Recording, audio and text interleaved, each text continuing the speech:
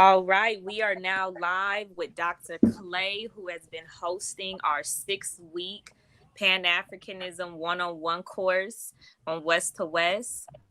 And we have had some phenomenal topics and discussions take place with some great guest speakers and hosts who do phenomenal things in their lane. Today, we have Brother Tyrone Smith with Boukman Academy, and you will be able to dive further into Boukman Academy and discuss things like the Black Past, you all's book that has just been put out. Ultimately, a quick summary again, Brother Smith will go deeper into this, of Boukman Academy. It is an additional Pan-African centered educational platform. And so that is the theme of all of our discussions. We're going to go ahead and get further into Pan-Africanism, Black resistance, and Blackness in Europe and the Caribbean, as we are also functioning and operating in Ghana right now. Our dear sister Kari, she just touched down in Ghana and is setting up to prepare for our group to arrive on the 27th. This will be our third annual group. So as we have these discussions, continue having them, we are having them cross-continental. We are having them global discussions about Pan-Africanism. So thank you both. I'm going to tag out and tag y'all both in. Perfect. All right. Peace, family. As always, welcome to this Saturday's discussion. We've had some great discussions the last 3 or 4 weeks. We're wrapping it up, so this is going to be the last discussion before next week's panel, and I'm proud to have my brother Tyrone. As I tell all the guests, introduce yourself. You can do it better than I can, but just a reminder, I'm Dr. Charity Clay. I'm critical race sociologist of the African diaspora. I currently teach at Xavier University of Louisiana and HBCU in New Orleans. And yeah, that's it. Go ahead, Ty. Yeah, so my name's Tyrone. I'm the founder of Boukman Academy, which is a Pan-African education platform and organization. So our sort of major contribution is our online school, where you can learn about Black studies for free. So Pan-African history, politics, which is both liberation politics, so the likes of Marcus Garvey, Malcolm X, also world politics and economics, sort of looking at how the current world system has been shaped. We also look at psychology, sort of collective psychology and individual psychology, the effects of racism on the mind. And we also have a sociology section where we look at the effects of racism on society and how basically racism is baked into Western society. We have products as well on the website, so you can check out our latest book, which is The Black Past, which was spoken about just before. So this is basically a concise history of African people from round about 200,000 years ago to the 20th century, all wrapped up in 10 nice little chapters, illustrated as well by me. We have tables, we have sort of graphics to help you memorize certain dates, certain kings and queens and civilizations and organizations. And it's basically an all you need to know kind of start off guide for learning Black history. And we also do lectures and workshops and community organizing and events and stuff like that. Obviously, it's been a bit sticky during the last 2 years because of the whole pandemic, but things are starting to move again on that front as well. So exciting times ahead. Definitely appreciate you. So what I'm going to do first is as always, I'm going to kind of review the last few weeks so we can make sure that folks are up to speed. Cool. So first, we just made sure we introduce, the understanding of Pan-Africanism as an ideology and a movement. The reason for this class being primarily that a lot of people have a misunderstanding of what Pan-Africanism is. Talked about its seeds being planted in the Americas, understanding that when we talk about spanning the diaspora, we're looking at displaced Africans essentially in the Americas who fundamentally identified as African, right? And tapped into African spirituality, culture, politics, economic systems, and things of that nature to resist Eurocentric and Western ideals since they were displaced from the continent. The second thing we started talking about is these Pan-African congresses held primarily by Du Bois, but also the Pan-African movements throughout the diaspora that were happening at the same time. We want to make sure that we don't fundamentally define Pan-Africanism by these congresses in this conference, understanding that there were a lot of grassroots movements that were happening in Europe, in the Caribbean, which we'll touch on. And then last week, we kind of shifted the focus from the Americas to the continent, looking specifically at Ghana, and then the impacts of Pan-Africanism on independence on the continent, and also the Black Power movement in the United States. So now we're fortunate enough to have Comrade Ty here to talk about what Pan-Africanism looks like in the history and its significance in Europe and the Caribbean. And for me, the reason why this is so important is because a lot of times we define Europe the same way we define the United States, because they're both the West, right? They're both Eurocentric. But we have to understand that colonization in that comes from Europe is different from the systematic system of enslavement that developed in the United States. So like I tell everyone, start with explaining to us how you understand Pan-Africanism and what got you into Pan-Africanism. Okay, a bit of personal journey. So, well, Pan-Africanism, you basically defined it nicely and concisely there. Ideology and movement, and ultimately the goal of the unification of the African people, whether they're on the continent or out in the diaspora, as well as the political, economic, cultural unification of the African continent, as well as, of course, the extended family in the Caribbean. In terms of me actually getting into Pan-Africanism, I suppose it's part of my journey as into Black consciousness, I suppose, begins with, I'd say it begins with music. That's usually where I sort of start in terms of my journey into understanding some of the political and historical forces.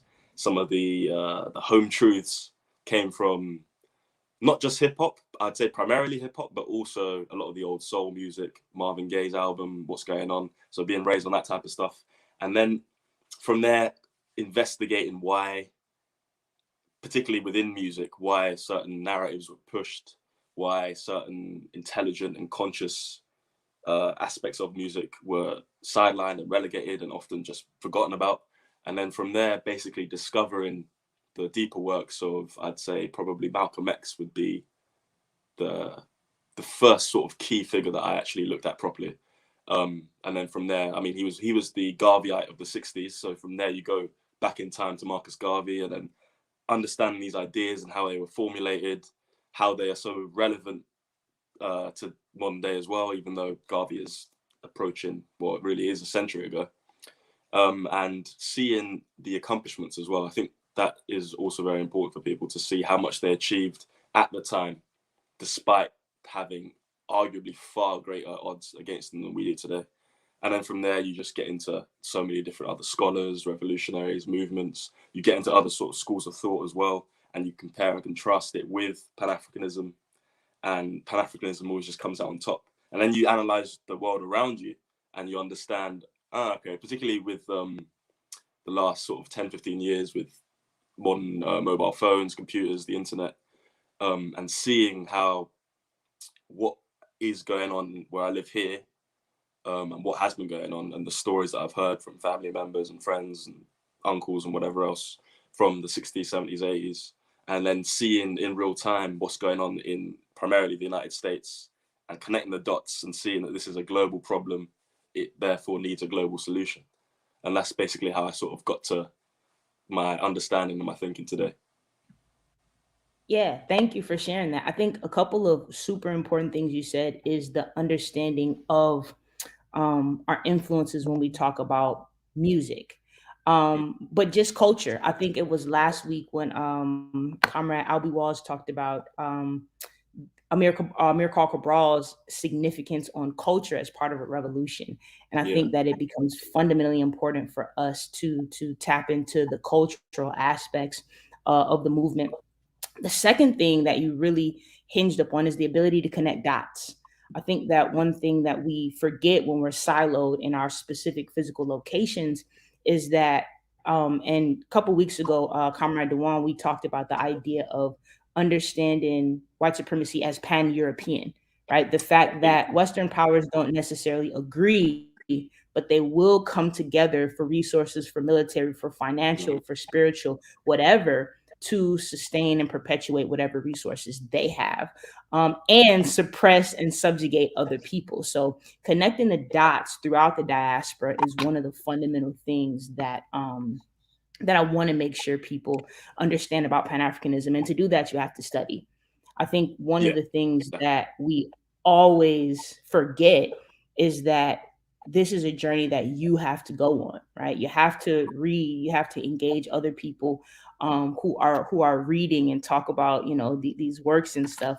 Exactly. One of the negative outcomes of this social media is the idea that we can microwave everything we need to know. And that's just not the same as being invested. So I'm appreciative to have you be able to paint a picture of something that most of us don't understand. So I want to start by having you kind of just paint what if I didn't know that they were Black people in Europe, how do I understand what it looks like and how it became to look that way, and where Pan-Africanism kind of fits in the development of Blackness in Europe? Cool. I mean, really, I'll take it slightly off course for a sec, because there's this narrative that's pushed that basically Black people didn't exist until World War II, where they were forced to fight for Europeans and their little family squabble, and then were obviously forced to rebuild certain countries after they were bombed to oblivion. In reality, African people have been in Europe for thousands of years. Literally 2,000, 3,000, 4,000 years ago, they were mining on the coast of Cornwall for tin, taking it back to make armor with. 2,000 years ago, they were part of the Roman armies stationed in the likes of Scotland and France and Britain. So there's this kind of mainstream narrative that's pressed by European media that we're basically very new here and we don't belong here, and we're only sort of here almost temporarily, despite the whole sort of color blindness that goes on. So I think it's sort of important to contextualize that a little bit. The fact that African people have been in Europe for such a long time, continuously. In terms of the development of Pan-Africanism, we have to look at Europe, not how Europe is today. We have to look at Europe how it was during the height of colonialism and the transatlantic trafficking of African human beings. So we have to see that these were empires. These weren't just isolated countries, kind of like how they are today, with sort of economic influence and capitalistic influence. These were literally, so Britain literally had parts of Britain in the Caribbean. So Jamaica was Britain, Barbados was Britain, Trinidad was Britain, same as France, Haiti was France, Martinique was France, and then later on, of course, on the continent. So we have to kind of see that this linkage between what is called the mother country and the exploited colonies then generates this consciousness of, okay, so we're being exploited here, all of the wealth is being taken to the mother country, we should go to the mother country, basically follow the wealth, and from there we can organize, understand the system that's going on, and develop a response to that system. And you said, I'm guessing it was a couple lessons ago that you said that Pan-Africanism basically was birthed sort of officially in the Americas.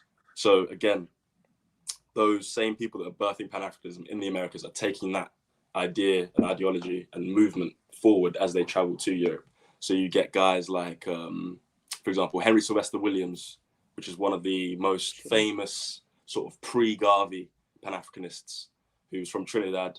Basically, I mean, he was born 28 years after enslavement of Africans ended in Trinidad. So it was, his dad was enslaved. So taking all of this sort of history and very recent history across with him when he comes to England to start organizing, it's this, we sort of have to understand it as this whole sort of empire, this whole journey between the mother country and the colonies. Yeah, definitely. And I think, so where do I want to go next? In terms of how that developed in communities, right? Because I think the first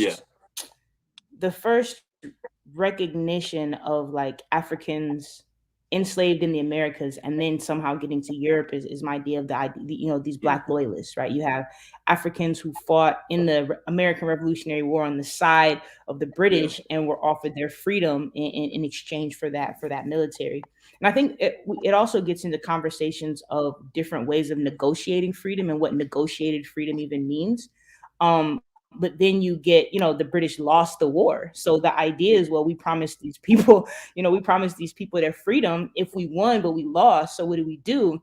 So you had a large population of formerly enslaved Africans in the US that were sent to Liverpool. And when I found that out, I started doing a lot of research, like what happened to them. So the question is, how does Black community develop in Europe? Because in the United States, we're 13% in the United States, but because, Black culture is the largest export of the United States, you would think that there's way more Black people here than there are. Right. But when we look at Europe, we don't even see a Black presence. So of course, right. Why is that we don't see the Black presence? And then also, how does it develop in Europe? Oh, you gotta add me to the other live. Oh yeah, let me quickly add you in. I see some people have joined in on the Instagram live. Has it worked? Yeah, but again, just to reiterate the question, and it's going crazy now. How do we reframe our understanding of what Black communities look like in Europe, and why don't we know that Black communities exist in Europe? I'll address the second point first, because I think that Europe, I'll speak particularly from a British perspective, because I think Britain is the sort of the OGs of empire, and they've perfected the propaganda to a level that other nations haven't. I'd say it is this sort of international control, media control of the narrative and the image of Britain. So basically, to sort of prevent this embarrassment, I guess, this international embarrassment that Britain is as racist as it is and the Black population is as suppressed as it is, they basically just attempt to, as best they can, prevent any sort of leakages of Black presence and Black, I suppose, anger at the situations.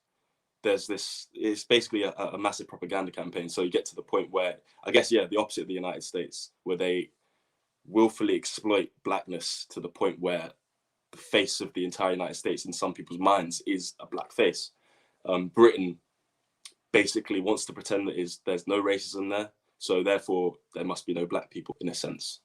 And again, our presence within Britain is a lot smaller than the United States, so an apple for apple comparison is not quite possible. But at the same time, there's basically a huge propaganda campaign controlling the narratives through mainstream media that there are basically barely any African people here. Because you speak to people who are not from Western Europe, Black people, and they're surprised to actually hear that there are African people within this nation, within the belly of the beast, especially in such high numbers. And it's different as well in terms of Black people, particularly in Britain, are confined to basically 90% of us are confined to 3 or 4 major cities, all of the major cities, and we're sort of all inside the major cities, basically relegated to the underclass for the most part. And there are, of course, tokens that are given primary status, but for the most part, we're relegated to this sort of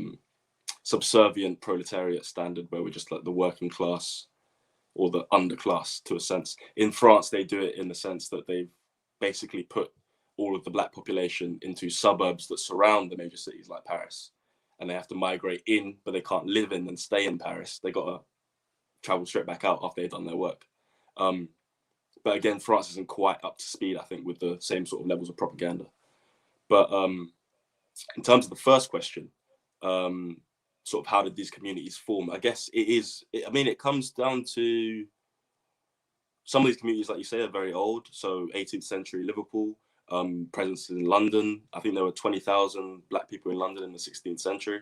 And basically, obviously, it's the height of transatlantic slavery. It's the height of overt white supremacy. And it basically forced Black communities to come together and forge their own sort of identities, their own responses and protection schemes against white racism.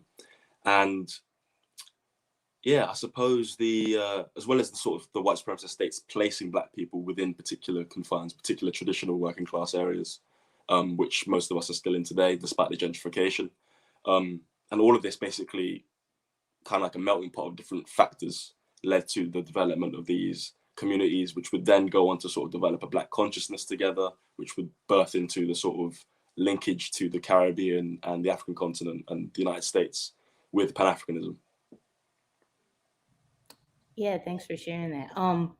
One of the things that I have conversations with friends of mine about in terms of understanding Europe, the Caribbean, first because, unfortunately, we've established some ideas of tribalism where, Black people in the United States are Blacker than Black people in the Caribbean or in Europe, or sometimes even on the continent, right? I've heard people say things like Black Panther is the Blackest movie ever. Like there's not whole like African film industries that exist. So, but I often argue, and there's some pushback, that oftentimes the communities that develop specifically in Europe are more African than those in the United States because, again, the United States system of slavery is the United States is the only country that created itself based on slavery. Right. Other countries existed before slavery. Right. We're talking about Europe.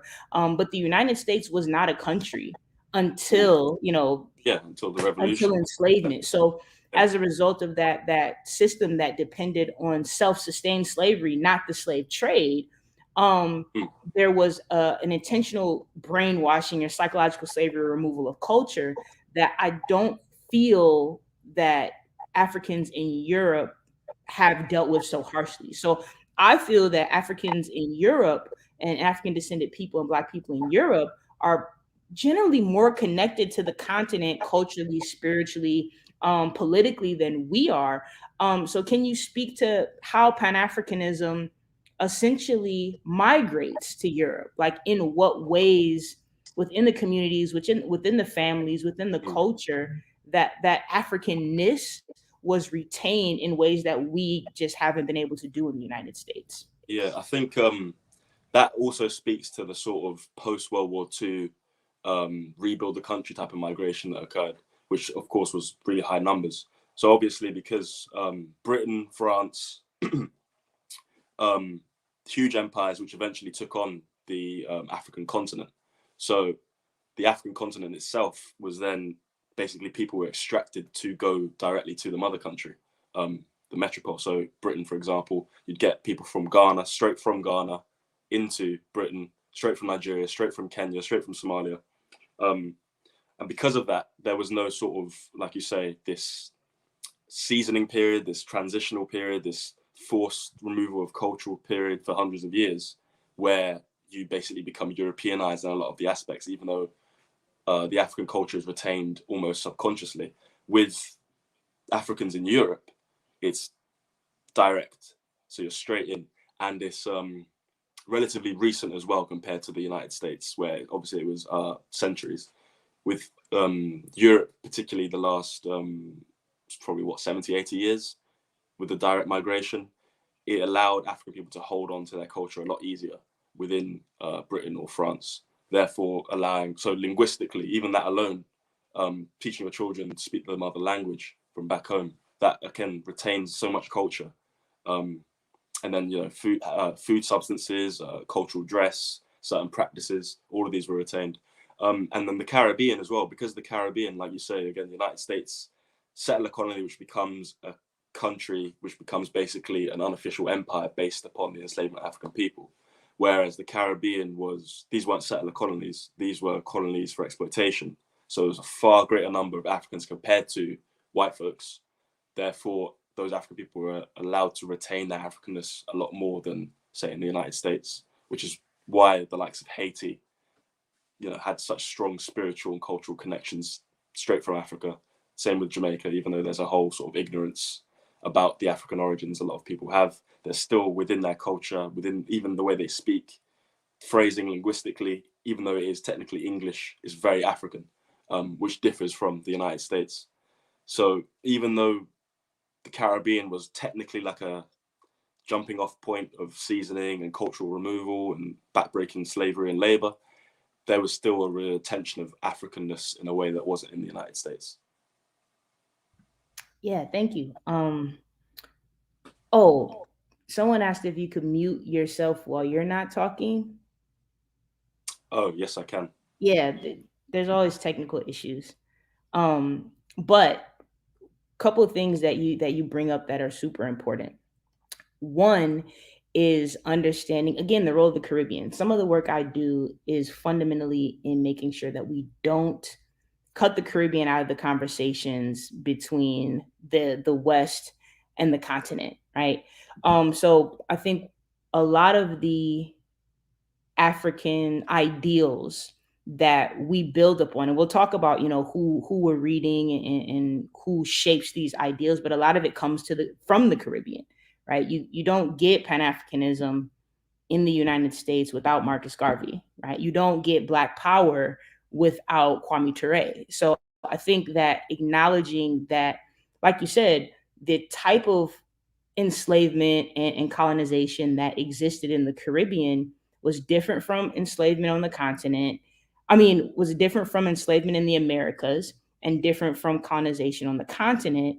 So how do I want to ask this? A little bit. First of all, you talked about the difference between like settler colonialism and exploitation colonialism.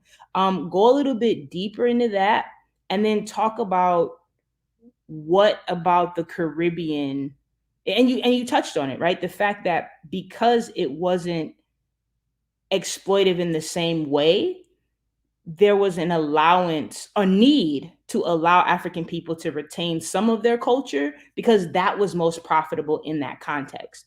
Where in the United States, it was essential to attempt to strip as much Africanness as possible that wasn't profitable in the Caribbean or on the continent. I think we really have to understand how thoughtful systems of white supremacy are in acknowledging that location, resources, people, culture, all these things determine the way that different groups of people can be successfully oppressed. So first, just kind of distinguish settler colonialism from exploitive colonialism, but then also talk about what makes the Caribbean kind of this location where where so much Pan-African ideals can develop that essentially spread throughout the world. Yeah, so settler colonialism is basically, we'll speak specifically from the European context, basically the overspillage of European people. So to avoid basically what Cecil Rhodes would say, the infamous colonist of Southern Africa.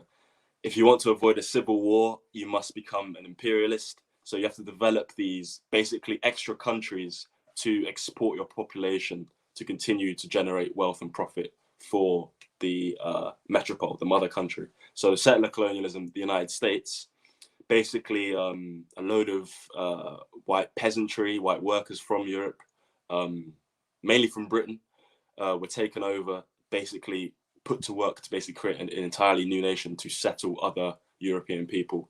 And that was, of course, based upon the enslavement of African people. Now, exploitation colonialism is only concerned with utilizing the existing, or in the case of the Caribbean, imported labor force to generate as much wealth as possible and ship it straight back to the mother country. So a bit of a difference there. Because of that, there was also like a difference in the economic system of the United States as initially the 13 colonies on the east, and then eventually the whole entirety of the United States, compared to the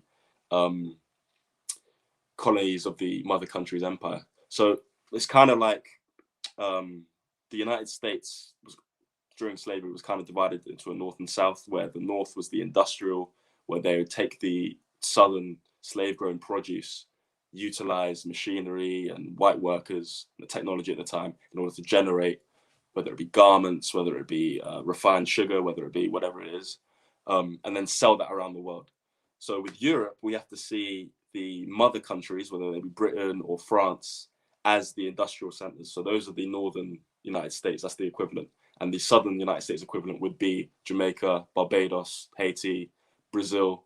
It's a bit more complicated there, but essentially. So that's basically the comparison. The differences. The United States was almost like a self-contained slave system, whereas the exploitative colonies were feeding the mother country in similar manner, but across obviously thousands of miles. And this generated so many profits, which we won't even get into, but so many profits, which Europe is still reaping the benefits from. And this is all classes of European people, by the way. This isn't just like the ruling class that we're kind of taught is responsible for everything. The workers, the ones that were in the factories, the ones in the shipping yards, also had shares in plantations, also were given little trinkets for their involvement in perpetuating the endless slave system. As for the Caribbean, you asked why basically there was such a sort of fervor of Pan-Africanism within the Caribbean. I think it also comes down to, again, because of the differing economies compared to the United States and the Caribbean. So the United States, they were almost encouraged to continue to reproduce enslaved African people that were born into slavery, as opposed to importing them continuously from the continent. Because Europeans had this whole entire shipping industry, which they were generating profits and wealth and jobs for their white working classes, they can basically prefer to continuously import fresh African people. So we have a situation where probably 90% of the enslavement of African people happened in the Caribbean and Brazil, even though the United States has become, basically when you think of the enslavement of African people, you think of the United States. Almost all of it actually happened in the Caribbean and South America, particularly Brazil. So I think in Haiti alone, there were more people taken to Haiti than the entirety of the United States over the slave system period. So because of this continuous importation, you get a lot more African people holding on to their Africanness. You get a lot more African people that are already skilled warriors, doctors, architects, farmers, who are utilizing their African-born techniques. They obviously all have the language and the culture instilled in them. And because of this, there's obviously countless rebellions against enslavement throughout the Caribbean. Of course, in the United States as well, but done in a sort of different way compared to the Caribbean, where it was basically, liberty or death as soon as they touched shores. So because of that, there's from there generated these ideals about Pan-Africanism, even as early as, say, the 18th, 19th centuries, even the Haitian Revolution. Toussaint Louverture, who was, if anyone knows anything about the Haitian Revolution, you'll know Toussaint Louverture was like the major general and leader of the revolution. He actually planned, once the revolution was over, to go back to West Africa and fight the enslavers on the coast of West Africa, because he had this direct connection to the African continent, because he'd retained, just like so many others in Haiti and the Caribbean, they'd retained their cultural, spiritual, linguistic connections to Africa. And from there, you get the likes of Marcus Garvey, Kwame Ture, Henry Sylvester Williams, Walter Rodney, C.L.R. James, all of these magnificent scholars, revolutionaries, Maurice Bishop, who had Pan-Africanism almost instilled within them because of the cultural continuity from the African continent. The United States, because of the differing slave system, they managed to do a better job at erasing the direct connection to Africa, even though a lot of individuals still held on to that connection. Thank you. That's the great point, because again, when we talk about the United States within the context, I, as a person, I'm in the United States, but I have a problem with the way we center ourselves as Black people as kind of the center of the diaspora. But you can't have Pan-Africanism, you can't have Black power, you can't have hip hop without Africa. So when we talk about like Marcus Garvey, right, we focus on Marcus Garvey and the UNIA and the influence and the impact he had on essentially galvanizing Pan-Africanism, grassroots Pan-Africanism here in the United States. But people don't know that he wasn't radicalized in the United States, right? He brought those ideas with him from Jamaica. So can you talk a little bit about the legacy of Garvey in the Caribbean that kind of led to his ability to galvanize masses of Black people under this banner of Pan-Africanism? Yeah, I think you make a great point. We tend to forget almost that Garvey started the UNIA in Jamaica years before he actually went to the United States. So, and he was mass supported. This is another myth that needs to die, that Garvey wasn't supported in Jamaica. That's why he came to the United States, where they had 8 branches in Jamaica of the UNIA. So, again, but he was building on a rich sort of tradition of Caribbean and particularly Jamaican revolutionaries and Pan-Africanists. So you get the likes of Paul Bogle, who led a very Africanized revolution against the British colonizers in 1865. Before that, you get the likes of Sam Sharp, 1831, leading revolutions against the enslavement of African people. So there's a very rich tradition that Garvey, and even, I suppose, non-Jamaican Pan-Africanists that preceded him, such as Martin Delany of the United States, Henry Sylvester Williams that we've already talked about, Edward Wilmot Blyden, Robert J. Love. All of these guys basically informed his consciousness, as well as him, of course, traveling, being lucky enough, I suppose, at the time to get the chance to travel to different places in the world. He traveled to Europe, he traveled to Central America, and understood from the sort of revolutionary consciousness that was already instilled in him, coupled with his travels, understanding worldwide the plight of African people, and from there formulating basically an ideology and an organization that could counter the organization of European people that had been oppressing African people.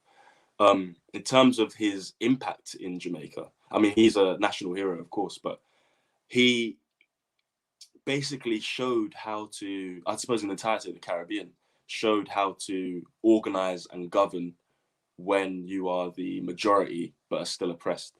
So in the United States, he showed how to basically navigate the direct assault from white supremacy, because obviously Africans in the United States are a minority.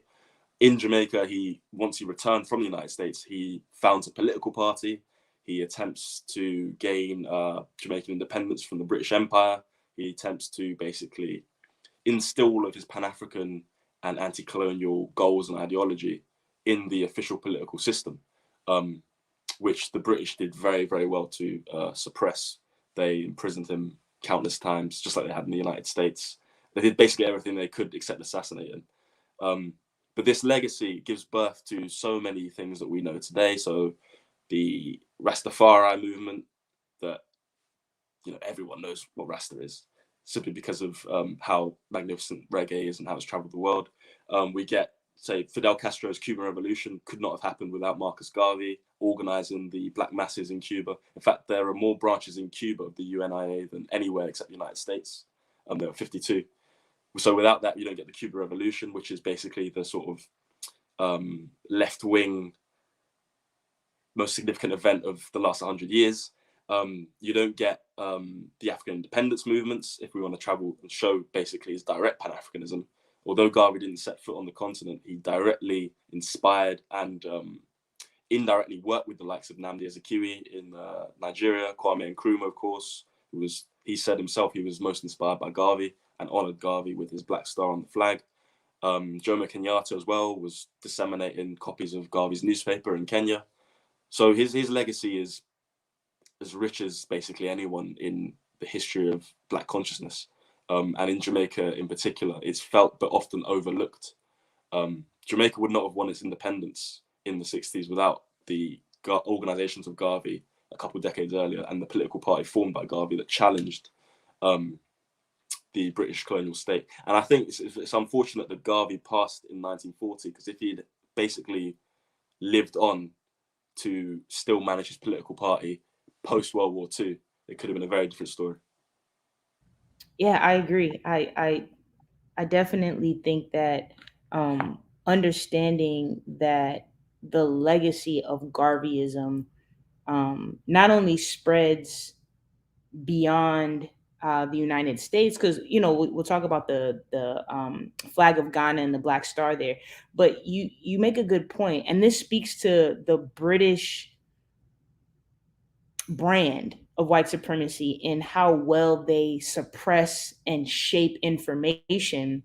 Because if you don't read, if you don't study, you'll really believe that Jamaicans didn't support Garvey. You'll believe that he returned to Jamaica being seen as a failure, or a charlatan, right? But this again is the result of, the British brand of propaganda. I'll jump in as well quickly. We also, again, we need to not project our current situation back in time, which is what Britain in particular seems to do very well. We have to understand that Jamaica was Britain. Garvey was a British subject. So it was a direct connection to the mother country and to Europe. So we need to basically, all of these different revolutionaries that existed basically prior to the 1960s, they were all subjects of the specific empires in question. So Garvey, in a sense, was British obviously he was not really British, but in terms of the official status, he was a subject of the British Empire. So we have to basically understand that when Garvey was taking his stand, it's literally within the country known as Britain, even though physically he wasn't on this island right here. But because we kind of project what we are living through now back in time, we see him as being like, oh, I was over there in the Caribbean, in Jamaica, as opposed to actually being, no, it was literally the same nation that he was basically fighting against within that nation. I think that's a great point, and a point that us on in the United States is very difficult to wrap your head around that idea, because enslavement in the United States was so self-contained, right? So to acknowledge that, like you said, the colonies of European powers are those European powers. I think when we talk about the United States and the attempt to use free enslaved Africans to develop colonies on the continent, we see the significance of that project. It didn't happen, fortunately it didn't happen, but the United States does have territories. If we look at, if we look at Puerto Rico, if we look at, so possibly to kind of parallel, if we look at, what's happening in Hawaii right now, if we look at these different territories of the United States, it helps us get a little bit clearer understanding of the relationship between European colonial powers and some of these Caribbean islands. Next, I want to kind of focus on so when we talk about Pan-Africanism as a movement, we're talking about grassroots, but one of the most thankful things that's contributed is the scholarship that comes out of Caribbean scholars and European scholars. And I'm talking about location, because we're all talking about Africans, but I mean those who are speaking from the positionality of the Caribbean and Europe, that informed my understanding of Pan-Africanism, honestly, more so than American historians or sociologists that I've read. So, there's common names, but I want to shift the conversation to talking about the contributions to the ideology, to the scholarship of those Africans, Pan-Africans, positionally in Europe and in the Caribbean, right? So one of the not chronologically, but reading CLR James, The Black Jacobins, and reading History of Pan-African Revolt, I question if someone from the United States would have even been able to write that, because positionality matters. So talk a little bit about, the writers, the scholars, the intellectuals coming from Europe, coming from the Caribbean, that we can't claim to be Pan-Africans or Pan-Africanists without studying. I mean, yeah, there's so many, such a rich scholarly history from the Caribbean and Africans living in Europe as well. I mean, we can give sort of primacy actually at first to non-English speaking Caribbean. So we can talk about the Negritude movement, which came from the colonized subjects of Martinique, of Guinea, Leopold Senghor as well from Senegal. So they basically went to France and developed this basically Black consciousness, I suppose, almost art and literary movement that sought to basically critique white supremacy's viewing of African people. So particularly Aimé Césaire, who was from Martinique, and he was a great influence on Frantz Fanon, who I'm sure most people watching this already know, because he's one of the sort of OG scholarly Pan-Africanists. So his influences came from the same places he did.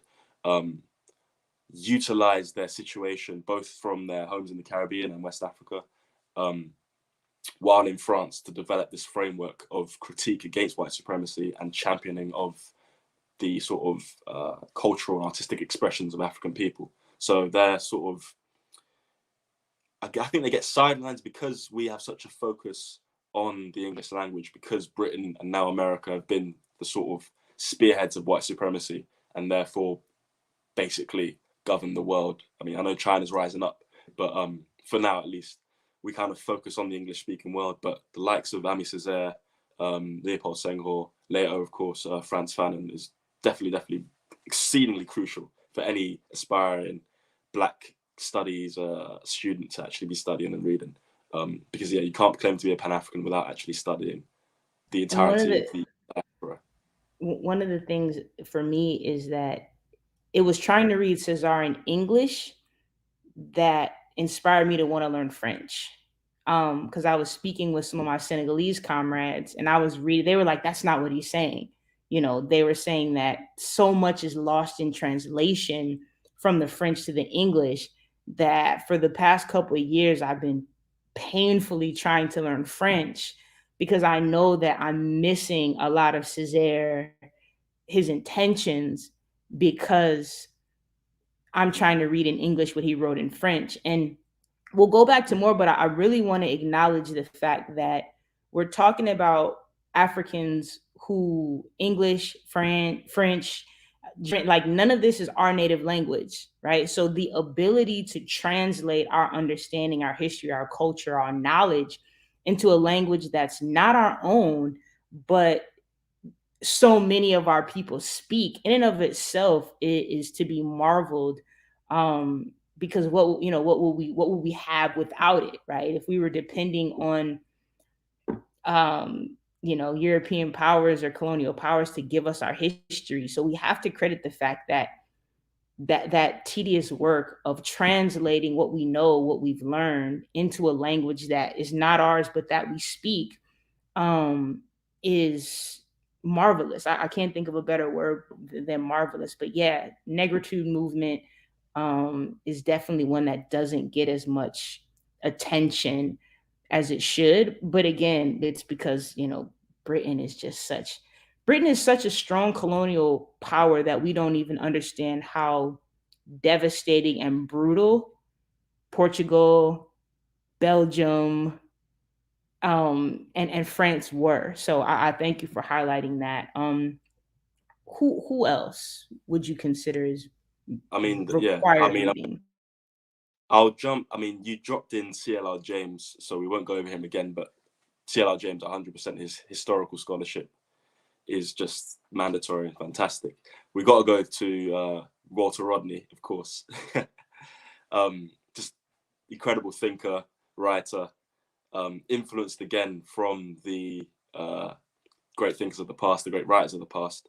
But yeah, there's so much you can say about him and his works. Just read it. That's all I can say. Yeah, just read. I think for me, Walter Rodney is my favorite, not my most impactful, but he's my favorite because he was an educator the way I'm an educator, right? When I talk about my ideas of being a teacher and educator, people like Walter Rodney, people like Assata Shakur, people like Huey P. Newton come to mind in terms of my understanding of teaching and education. But he knew that he was fundamentally, if we're talking about critical race, right? He fundamentally spoke truth and exposed all the myths of European the continent. And because he was doing something so tremendous, he knew that he had to have scholarship that couldn't be refuted. So when we talk about, currently we're in this age of critique. Everyone feels like they can critique something or be a critic, but that's not the same as doing the scholarship to present something that's irrefutable. I can't speak to how much these scholars have equipped me with the ability to refute things that my professors in college were saying as fact, that I was able to say, well, this isn't my opinion, right? Someone did this research and provided this for me so I can share it with you. And if you do the research, you'll find out that this is true. So for me, Walter Rodney is that scholar. What about specific movements, right? So we talked about scholars, but in terms of in Europe and in the Caribbean, what specific Pan-African movements? And we talked a little bit about Maurice Bishop, but I don't think people really know about the story of Grenada. But in terms of in Europe and in the Caribbean, what are the Pan-African movements that we need to understand? Starting in Europe, starting in Britain, actually, I would say we should definitely be looking at what became the Pan-African Association, was initially the African Association. This is such a sort of glass ceiling smasher. So again, Henry Sylvester Williams, when he comes to Britain, he and other guys, lesser known people like J. Thorpe, who was actually speaking and writing really sort of ahead of his time about how, I think I'll sort of paraphrase what he wrote, but he spoke about how Africans need to reclaim Africa. It doesn't matter if we're living in Europe, the Caribbean, whatever island we're on, the United States, or at home in Africa. We need to come together as one people because we all basically face one form of oppression and reclaim the African continent. And he's writing this in like 1896. So years upon years before people would be coming with the same type of language. So this was a specific organization that led to the organizing of the Pan-African Conference, the first one in 1900. And I'm sure you've been through in the, was it the first lesson that you did, the conferences and the congresses? The second. Yeah, the second.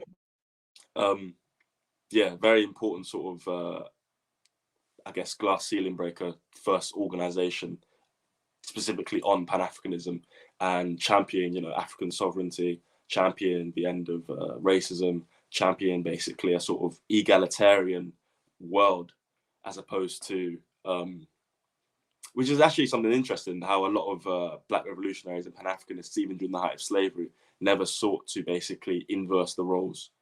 They wanted to develop an egalitarian society. Just a little side note. In terms of, I suppose, to skip forward, sticking in Europe, the 1980s saw, in Britain, saw a whole host of uprisings against police brutality, against racist governmental systems and practices. So you had things like, in 1981, there was something that's been called now Swamp 81, which was basically over an entire weekend, so 2 days, the police in Brixton, which is in South London, it's like an area that is primarily Afro-Caribbean. The police stopped and searched over 1,000 people, and basically led to boiling point. There was an uprising against that. There was also a racist arson attack in New Cross, where 13 children, teenagers died during a birthday party. And the Prime Minister at the time, Margaret Thatcher, basically pretending it never happened. She didn't even acknowledge the fact that they died. So this again led to another uprising. And it's funny because this is at the exact same time that obviously Thatcherism is coming into play, same time as Reaganomics, and obviously they go hand in hand together. Obviously Reagan, most famous for driving up mass incarceration through the war on drugs, the war on black men, causing them to be imprisoned. But over here, we had basically a similar situation where there was incarceration rates basically through the roof, which was exemplified by Swamp 81. You then get, in 1985, the police killing a grandmother in a place called Broadwater Farm. Again, it's another sort of black area in North London, leading to an uprising. You also get the same year, they paralyzed a grandmother again in Brixton, shooting her. So all of these different things. And then you get, from there, you get springboards in the likes of Leeds, Manchester, Birmingham.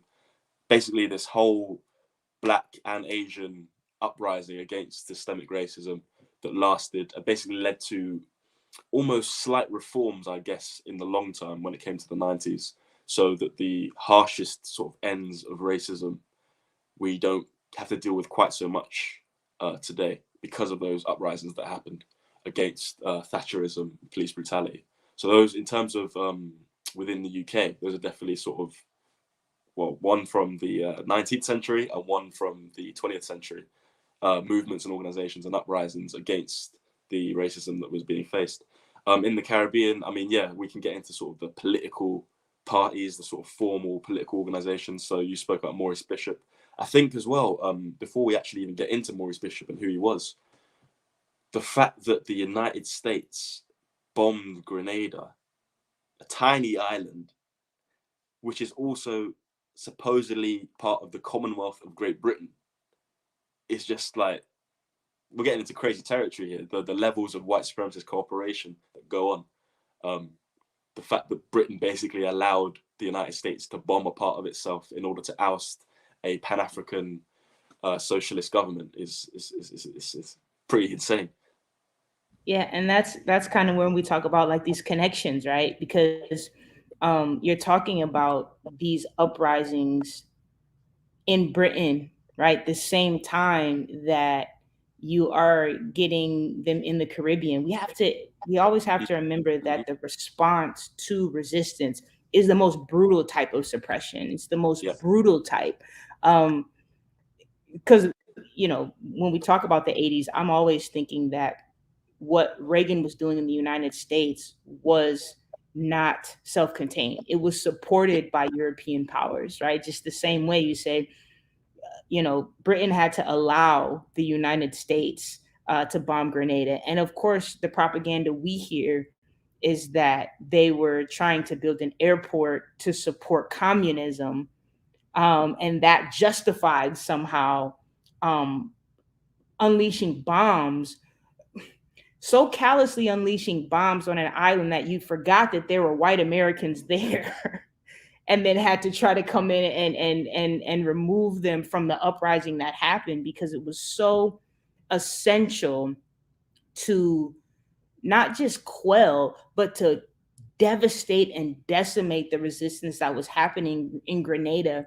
And I think because when you see such big movements in a small place, it really motivates and inspires and galvanizes the diaspora. This is why Haiti is still being punished for the Haitian Revolution, because had Grenada in the Caribbean been successful, we're looking at a potential change in the course of history that white supremacy just fundamentally would not allow, right? And again, we're talking about the Caribbean, so we're talking about Europe, but we're also talking about the United States here. So you started off by talking about the beauty of Pan-Africanism is the ability to see all these things as connected, right? And for me, that's why it's so important to build across and throughout the diaspora, because the efforts that we are fighting against are unified in a way that we just continue not to be. So as we're kind of signing off, as always, give folks like what 3 books folks need to read if they want to know more about this, and talk about where people can find you, what you're involved in, what's next, and anything else you want to leave the people with. Perfect. I mean, just to follow on for what you said, the 80s is really a sort of fascinating geopolitical time, from how interconnected all the sort of white supremacist powers were in terms of fighting against Black liberation and driving up. For example, mass incarceration with Reagan happened simultaneously with the police brutality and uprisings as Thatcher. All happens as they're supporting apartheid, as apartheid's kind of losing its grip, as obviously Grenada's becoming revolutionary. It's just, it's quite a fascinating sort of geopolitical decade. But in terms of books, I'll sort of do a couple of different collections. In terms of the, I'd say, history of sort of Pan-Africanism in Britain, there's The Making of the Black Working Class in Britain by Ron Ramden. That's a really, really good book. Basically charts from the 16th century to the 1980s, the formation of Black communities in Britain and the formation of Black radical ideals, Pan-Africanism, the different organizations and movements that occurred. The fact that as well, we didn't actually touch on it, the fact that because the population of Black and brown people in the UK post-war was obviously a lot smaller relatively compared to, say, the United States, the Black and Asian new arrivals, subjects of empire, basically joined forces and consider themselves all politically Black, which now is basically dated, but it allowed them to sort of fight the racist battles on a united front a little bit. Another book would be, I'd say, Paul Gilroy's There Ain't No Black in the Union Jack, for more sort of 60s to 80s geopolitics regarding race and racism in Europe, particularly Britain. It also touches on the United States as well and other places, the Caribbean, of course. But in terms of how the media shaped narratives of Black criminality, what the police were particularly doing, how the governments informed the public to basically turn them into better racists. So I'll quickly touch on this before I give the third book.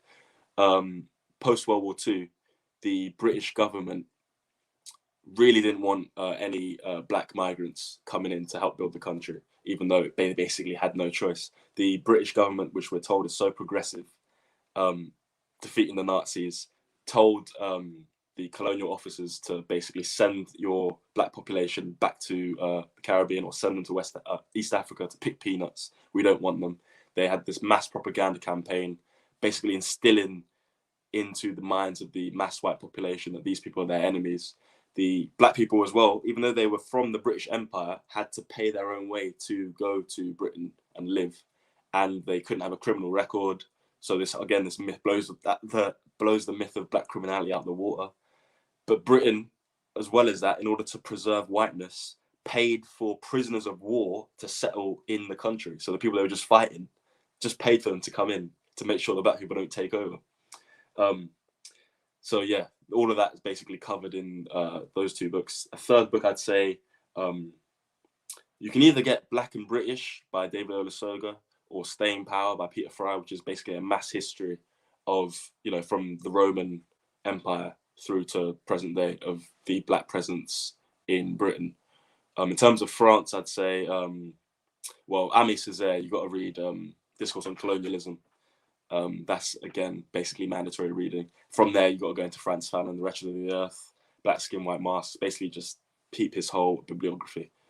In terms of specifically on the Caribbean, I mean, we've touched on the writers, C.L.R. James, Walter Rodney, anything you can get on Garvey and Garveyism. Specifically on sort of Caribbean history, there's a great book called Racism and Resistance by Horace Campbell, which goes through the development of Black consciousness from revolutions during enslavement through to, the subtitle was Marcus Garvey to Walter Rodney. So it covers that whole sort of era, but begins during enslavement. So I'd say, yeah, those are the sort of go-to books for what we've been talking about. And obviously, we didn't touch on it too much. I wanted to go into it more, but at the time, The Haitian Revolution, The Black Jacobins by C.L.R. James, or The Avengers of the New World by Lauren Dubois. Either of those, and you're good to go, because that's, again, mandatory. All right. Last things, where can people find you? And we'll close it there. An hour always goes by so fast, but I know we're going to be doing more stuff, more organizing, more events, more conversations. But immediately, where can people find you if they want to learn more or get tapped in with the Academy?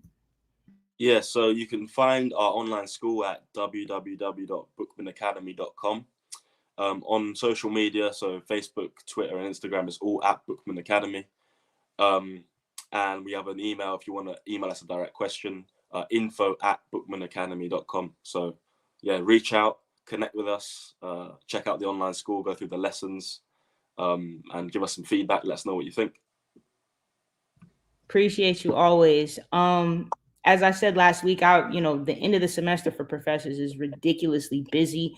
So I put a pause on putting up the content for the actual class that's on Thinkific, the Pan-Africanism 101 class. It will be back up, but I wanted to also hold it because the engagement, right? I'm not a banking concept method type of teacher, right? So there has to be engagement for the lessons to continue. So if you are enrolled in the class, make sure you're doing the discussions, taking the quizzes, engaging with other students around this material, so we can push forward. I'm super excited for those who have contributed and engaged in the discussions, but it has to be an environment of engaged learning for it to work. So for those who have enrolled, I know everybody gets busy, but take some time to go through, rewatch the video lectures, and when the content builds a little bit more, when the engagement builds a little more, we'll continue the info. But other than that, as always, thanks to everybody for tuning in. Look forward to building more with people, and that's it. Yes, peace everyone. Thanks for tuning in, and Charity, thanks for having me on. Always. And thanks to West, our partners who will soon be having I don't want to call it a delegation, but a group of family traveling to Ghana to do some work on the ground.